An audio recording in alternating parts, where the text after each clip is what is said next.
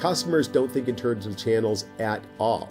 As a matter of fact, the only thing that they care about is one thing, and that's the shopping experience.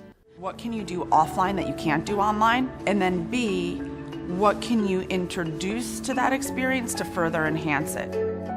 These multiple channels are often completely disconnected. They're supported by different organizational structures and different technical infrastructures. In many instances, they often run on different P&Ls. We're quickly becoming trained as a society to be multitaskers, and we want a higher return on investment for our time. So if you want my time in a physical space, let alone you want to keep me there, how are you going to satiate my appetite while I'm in that space? Uniqlo on Fifth Avenue now has a Starbucks. Duane Reade on the Upper East Side, they have a manicure station. In Brooklyn, they have a growler bar for craft beers. So you don't want me leaving for caffeine. If you realize that your customer is someone who likes a Starbucks, just put it right there for them.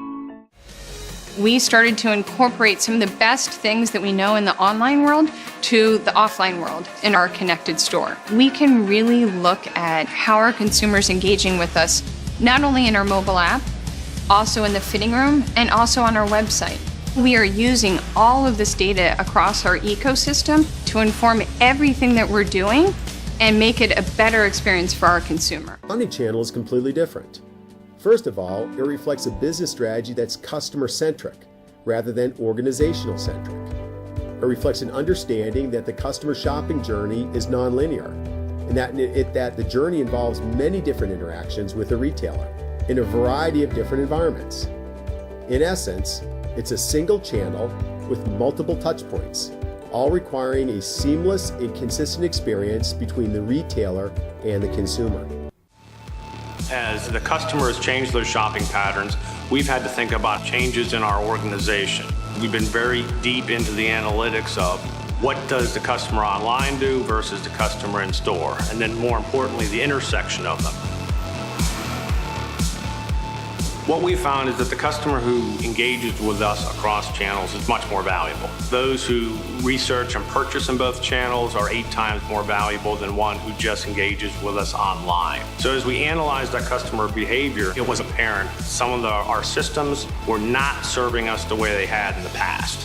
When the customer was only a store customer or only an online customer, our 2 separate organizations were very good and were geared to serve that. But as that customer then went both ways, we had friction. That rise of conflict and misalignment of strategy is what gave rise to this omni-channel effort that we've been working on for the last couple years. Maybe she's looking at a number of different dresses. Then maybe she goes to the store and she tries on 2 or 3 in our fitting room and she doesn't convert there, but that's why we have save your fitting room session to your phone.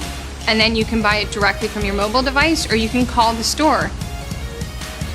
As a result of all of this, we've seen a 6 to 7 time increase in our ready-to-wear sales in such a short period of time of 5 to 6 months. The consumer expects a similar always-on, seamless interaction with the retailer or the brand. At the same time, the consumer now views the retailer as just one company, not as separate companies connected by channels. And every single interaction that they have with the retailer has to be seamless. Every touch point needs to reinforce the overall brand experience that the retailer is trying to create. And this means that the concept of a single view of a customer or a single view of a product or consistent cross-channel promotions must all be managed within the framework of consistency and coherency. In January, we announced bringing the organizations together, solely focused on providing the best experience that was consistent across digital and in-store. We started by just cross-pollinating the teams together, and we launched a pilot in one of our single businesses, Social Dresses. And in that, we brought all the information into one environment, so they had complete clarity of vision to the single view of the inventory. Putting them into one environment was where we found the path forward. And we got incredible results. We got a significant increase in sales trend. We got an improvement in natural margin. We got a lot of learnings of what the teams could do when they learned what the other side could do. This is why a multi-channel strategy is completely outdated. It also is why an omni-channel is a mandate, and the mandate starts today.